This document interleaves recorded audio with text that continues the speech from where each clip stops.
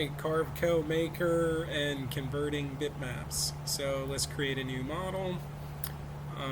I'm just going to do a 10 by 10 and it's going to be on center, and we'll say OK. Alright, so now we're in the CAD environment.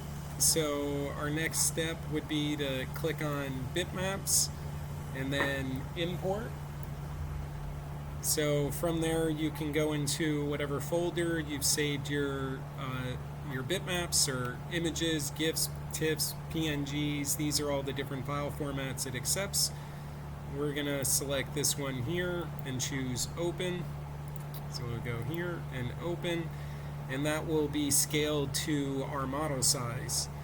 Okay, the next step we want to do is go to bitmap, and we're going to go to color, reduce number of colors from the maximum to the minimum, and then apply. The next thing we need to do is use the magic wand. So we go to bitmap, magic wand, click on the color we want the vectors for, so we're clicking on black, and now we've just created our vectors.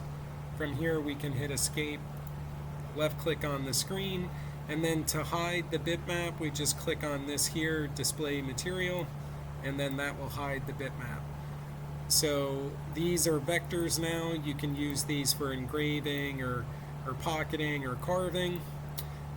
Also, now that we have these vectors, we can select them all and use transform in order to make them bigger or smaller, or reposition in different places we may want for our design. While selected, if we right click and we go to align vectors, we can say center, and it will center the artwork on your model.